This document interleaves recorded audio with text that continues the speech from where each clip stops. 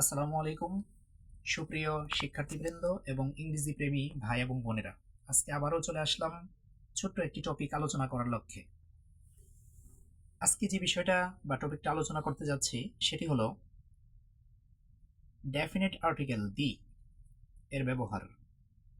এখন definite article the এর উচ্চারণটা কখনো কখনো দি হয়, আবার কখনো কখনো দা হয়। এখন প্রশ্ন হলো, কখন টিএইচই এর উচ্চারণটা দি হবে, কখন টিএইচই এর উচ্চারণটা দা হবে। এখন প্রশ্ন হলো, এই বিষয়টা আলোচনার আগে এর আগের একটু আলোচনা করাটা অত্যাবশ্যক। সে আলোচনাটা হইল, আমরা জানি ইংরেজি বর্ণমালা বা ইংলিশ অ্যালফাবেট সর্বমোট 26টি। ইংরেজি বর্ণমালা, দ্যাট মিনস ইংলিশ অ্যালফাবেট সর্বমোট 26টি। তন্মধ্যে ভাওয়েল আছে, কনসোনেন্ট আছে।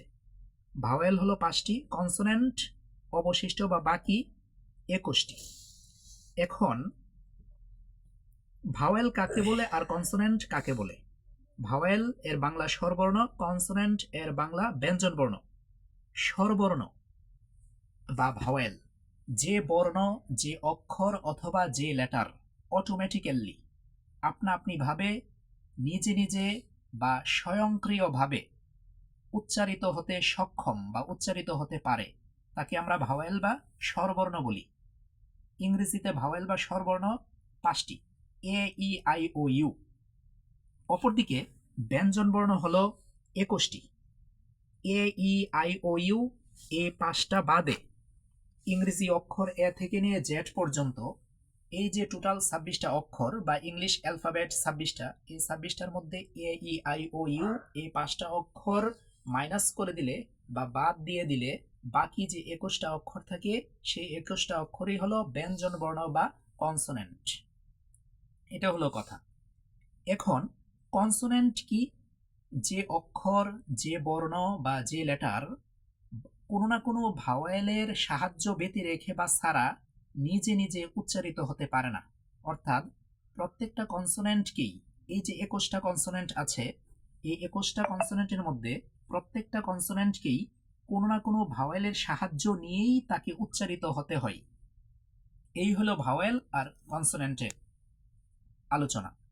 এখন আমি যে বিষয়টা আজকে আলোচনা করব সেটা হলো টিএইচই, একটা ইংরেজি শব্দ। এটা কখন দি হবে আর কখন দা হবে? যদি ইংরেজি শব্দের প্রথম অক্ষরটা ভাওয়েল হয়, এ ই আই ও ইউ এই 5টার যে কোনো একটা অক্ষর হয়, শব্দটা প্রথম অক্ষর হয়, তাহলে টিএইচই এই যে ইংরেজি শব্দটা, এটার উচ্চারণ হবে দি। অপরদিকে যদি ইংরেজি শব্দের প্রথম অক্ষরটা কনসোনেন্ট হয়, তাহলে টিএইচই এর উচ্চারণটা হবে দা।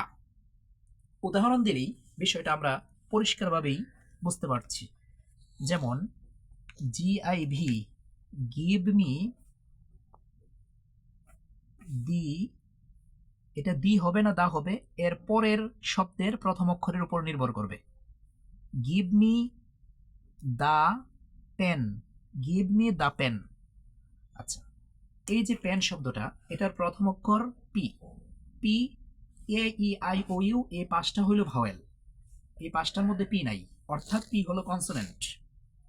যেহেতু শব্দের প্রথম অক্ষর কনসোনেন্ট, এর আগে টিএইচই ব্যবহৃত হয়েছে, অর্থাৎ টিএইচই এটা হলো ডেফিনিট আর্টিকেল, নির্দিষ্ট পদাশ্রিত নির্দেশক। এটার উচ্চারণ নিঃসন্দেহে দা হবে। তাহলে কি উচ্চারণ হতে যাচ্ছে? Give me the pen. Give অর্থ দেওয়া বা দান করা, গিভ দাও বা দান করো, মি মানে আমাকে, দা পেন। টিএইচই এটার এই যে ইংরেজি শব্দটা, এটার বাংলা অর্থ হলো ট রে শিকার টি অথবা ট আকার টা, টি বা টা। অর্থাৎ টিএইচই যে ডেফিনিট আর্টিকেল, সেটা দ্বারা ডেফিনিটলি বা নির্দিষ্টভাবে বোঝায়। এখানে কলমটাকে নির্দিষ্টভাবে বোঝাচ্ছে এই দি দ্বারা। Give me the pen, pen এর বাংলা হলো লেখনী। গিভ মি দা পেন, আমাকে কলমটা দাও অথবা আমাকে লেখনীটি দাও। এখানে পি যেহেতু কনসোনেন্ট, এর জন্য THE এর উচ্চারণ হবে দা। পরবর্তী উদাহরণ হলো I want the apple, APPLE apple. এখানে আপেল যে ইংরেজি শব্দটা, এটার প্রথম অক্ষর এ হলো ভাওয়েল, আর শব্দের প্রথম অক্ষর ভাওয়েল হলে THE এই শব্দটার উচ্চারণ হবে দি, অর্থাৎ আই ওয়ান্ট দি আপেল।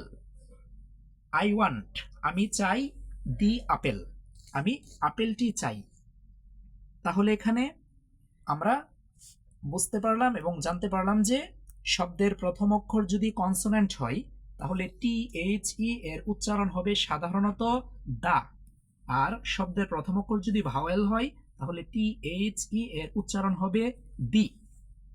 তবে এই নিয়মটা যে স্ট্রিক্টলি কঠোরভাবে প্লে বা পালন করতে হবে বা মেনে চলতে হবে এরকম কোনো অব্লিগেশন বা কম্পালশন বাধ্যবাধকতা নেই।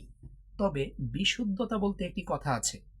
সেই বিশুদ্ধতা হলো যে শব্দের প্রথম অক্ষর যদি কনসোনেন্ট হয় তাহলে THE যে ইংরেজি শব্দটা বা ডেফিনিট আর্টিকেলটা এটার উচ্চারণ হবে দা, আর শব্দের প্রথম অক্ষর যদি ভাওয়েল হয় তাহলে THE যে ইংরেজি শব্দটা বা ডেফিনিট আর্টিকেলটা এটার উচ্চারণ হবে দি। যাই হোক, সুপ্রিয় শিক্ষার্থীবৃন্দ এবং ইংরেজি প্রেমী ভাই এবং বোনেরা, আজকে আলোচনা এ পর্যন্তই। পরবর্তীতে আরেকটা বিষয় নিয়ে বিস্তারিত আলোচনা করা হবে। সবাইকে ধন্যবাদ।